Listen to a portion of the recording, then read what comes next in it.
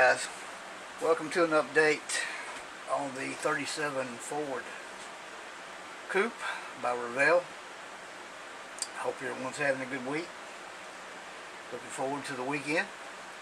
I don't have a lot to show you. Assembly wise, I don't have very much at all. I've got most of the engine together. I've been trying to do some painting, and I'll explain kind of why I don't have a whole lot done. I've been doing some painting. I changed.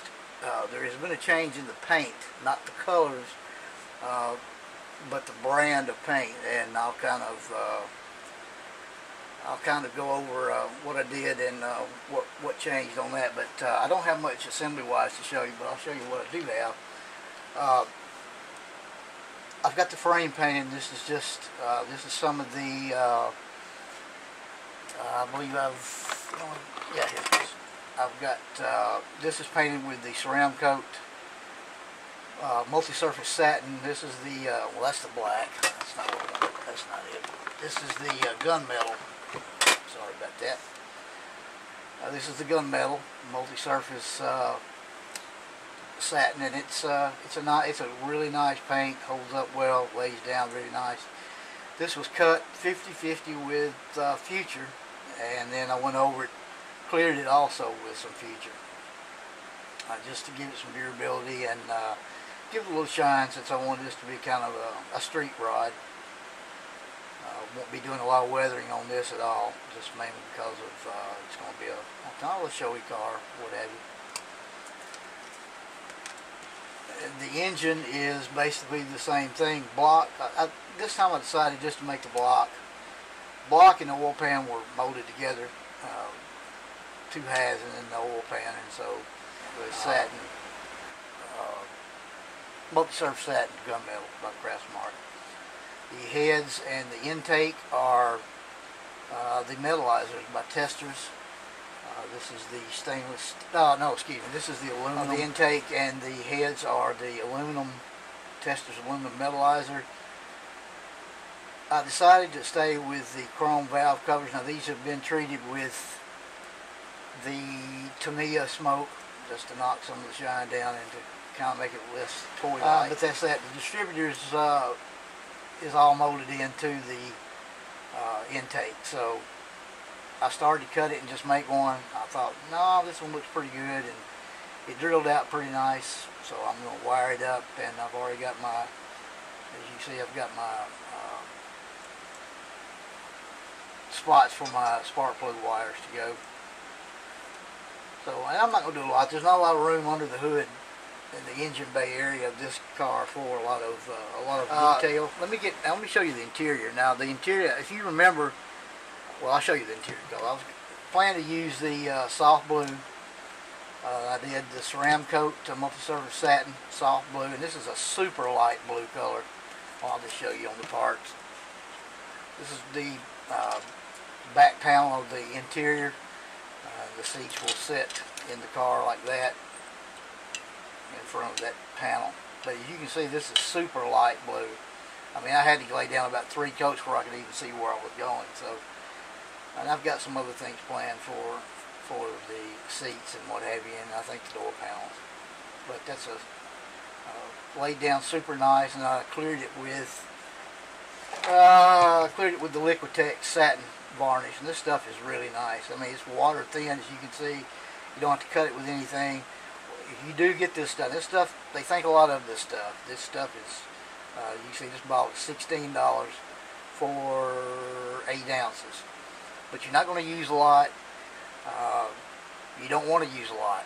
I mean, this stuff it goes on, like I said, it goes on great. You can shoot it in your airbrush. You can brush it on with a brush. I usually shoot with the airbrush small parts. I just, stick a brush down in there and go over it. But it does real well. And actually, when you use these Craftsmark satin and even the ceramic coat satin multi-surface, they dry with a little bit of a shine, which is not bad if you're trying to do like a a vinyl or something like that. It looks really good, especially in the black. But they can be a little bit bright in the light colors.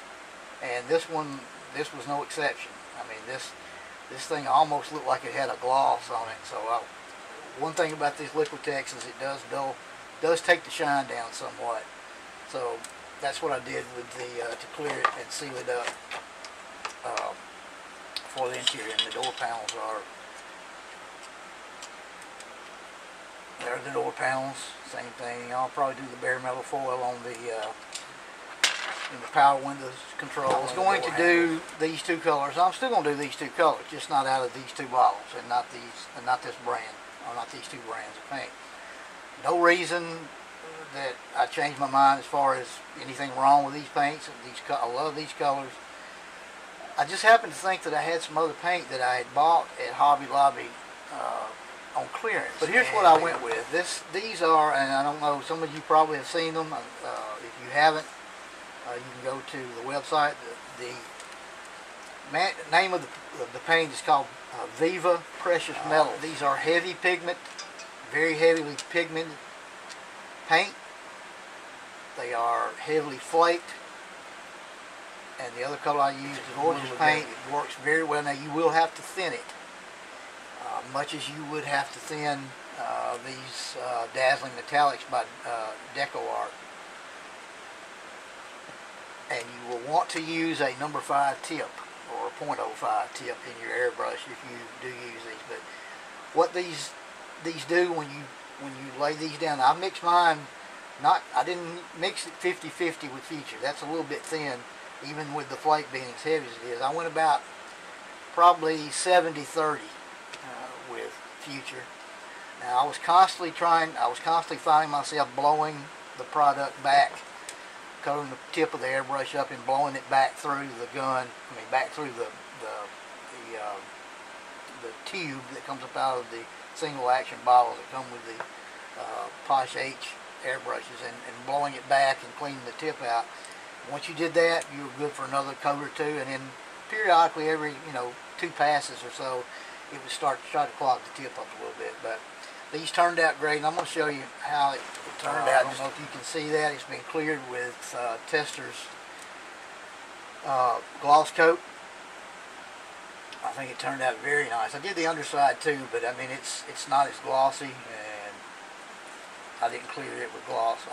Probably what I'll do with it is just go over it with Future. It turned out very nice, as you can see. Now I've got some felt I'm going to use for carpet, so this will all be covered in a blue that's more like this blue. This is the other blue, the blue. I don't know if you can see, but it turned out very nice. And this is about, I want to say this is 4 coats of the blue, and then 2 coats of the Tester's gloss coat. And what I'll probably do is, and it has not been wet sanded. I probably won't wet sand this. What I'll do is just polish it out. I won't be using the wipers, and I won't be using the bumpers. I just think the car looks so much better without it. So I filled in the mounting, those 2 mounting holes here where the wipers mounted. So I took some perfect plastic putty and filled those in and sanded it. I'm tickled with that. As you can see, the flake, it's very obvious and it's very noticeable, but it is very small, and it, like I said, it come out, I think, very nice. And like I said, when I get through and get ready to put everything together, what I'll probably do is just polish it out with the Novus products. Those are some great products. If you've not tried them, they are great on plastic, and the Novus #1, when you get it done, it kind of makes it to where dust just flies off of products, off your model rather, and you can just take a brush and